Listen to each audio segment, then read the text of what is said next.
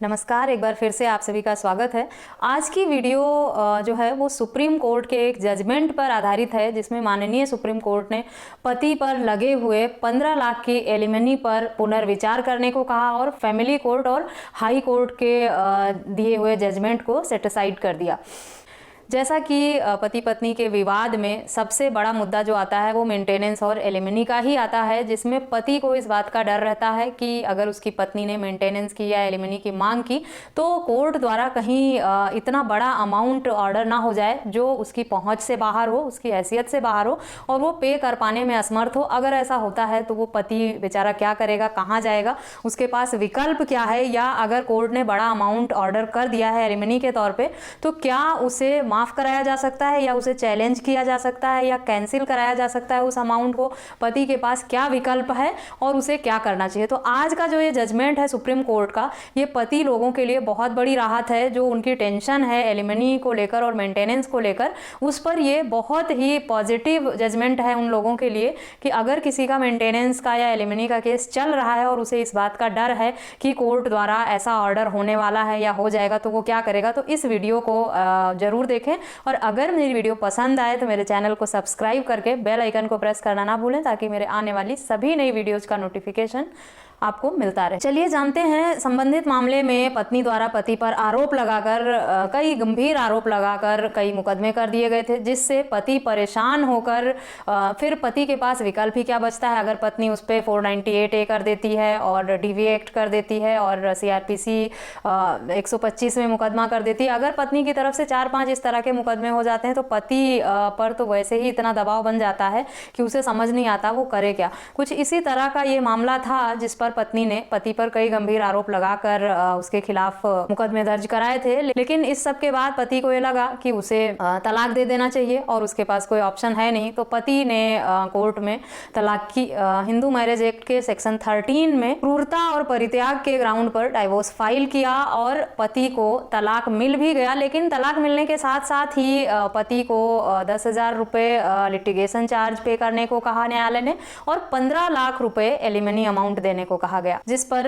पति high court गया। High court ने मामले हाई कोर्ट द्वारा भी फैमिली कोर्ट के फैसले को ही बरकरार रखा गया। उनको हाई कोर्ट से भी पति को राहत नहीं मिली। उसके बाद पति सुप्रीम कोर्ट गया। सुप्रीम कोर्ट में जाने के बाद पति को राहत मिली। सुप्रीम कोर्ट ने पूरे मामले को देखते समझते हुए, सारे तथ्य को ध्यान में रखते हुए ये टिप्पणी की कि सुप्रीम कोर्ट ने हाई कोर्ट और फैमिली कोर्ट और हाई कोर्ट के फैसले को सेटिसाइड किया और ये कहा कि एलिमनी का ऑर्डर जो 15 लाख का हुआ है, इस पर न्यायालय को फिर से विचार करना चाहिए, क्योंकि 15 लाख रुपए किस आधार पर पत्नी को देने का फैसला किया गया है, इस पर यह साफ दर्शाया नहीं गया है इस जजमेंट में। साथ ही साथ सुप्रीम कोर्ट ने यह कहा कि 6 महीने के अंदर इसे फिर से मेरिट के आधार पर इस पे पुनर्विचार करके डिसीजन दिया जाए। यानी सुप्रीम कोर्ट को यह लगा कि 15 लाख रुपए जो हैं पति को देने के लिए ये ज्यादा अमाउंट हो गया है, इसका कोई रीजन नहीं दिया गया। पति की इनकम कितनी है, उसके खर्चे कितने हैं, वो इतना दे पाएगा कि नहीं, इन सब बातों को ध्यान में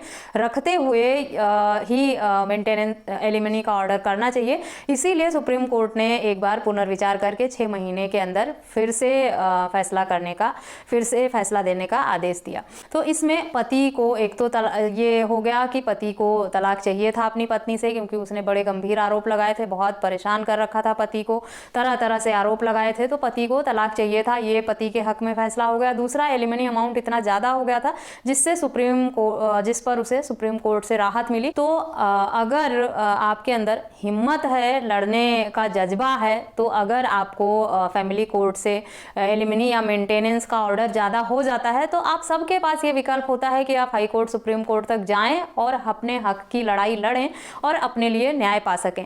लोग बस ये कहते रहते हैं कि कोर्ट में सिर्फ महिलाओं की सुनी जाती है, पुरुषों की कोई सुनता ही नहीं है। इस मामले के एग्जाम्पल को ही ले लीजिए कि इनको भी तो फैमिली कोर्ट से ही ऑर्डर मिला था, लेकिन इन्होंने हाई कोर्ट में अपील की। हाई कोर्ट से इनकी अपील डिसमिस हो गई। उसके बाद सुप्रीम कोर्ट गए, सुप्रीम कोर्ट से इनको राहत मिली। अगर आपके साथ कुछ गलत हो रहा है तो उसके खिलाफ लड़ना आपको ही पड़ेगा, आवाज आपको उठानी पड़ेगी। और अगर आप डटे रहते हैं अपने हक में लड़ने के लिए, तो फैसला आपके हक में जरूर होता है। बस आपको हिम्मत और हौसले की ज़रूरत होती है। हिम्मत हौसले के साथ थोड़ा वक्त लगता है, और अगर आप सही हैं, सच हैं, तो फैसला आपके हक में जरूर होता है।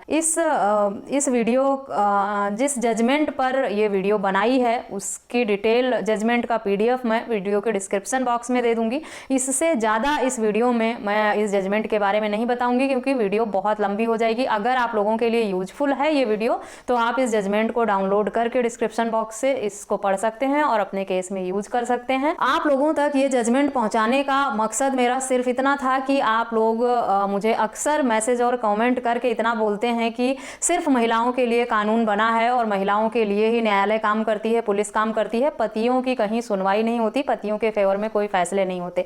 इसीलिए जब भी कोई पति के फेवर में फैसला आता है तो मैं आप लोगों तक जरूर पहुंचाने की कोशिश करती हूं, ताकि आप लोग उसे पढ़ें, मोटिवेट हों और आपका हिम्मत बना रहे कि आप लोगों के हक में भी न्यायालय काम करती है। अगर आपने लड़ने की ठान ली है, अपने खिलाफ हो रहे जो भी आपके साथ जो भी जाती हुई है उसके लिए अगर आप लड़ने को तैयार हैं, थोड़ा समय और एफर्ट लगाते हैं, तो फैसला आपके हक में भी हो सकता है।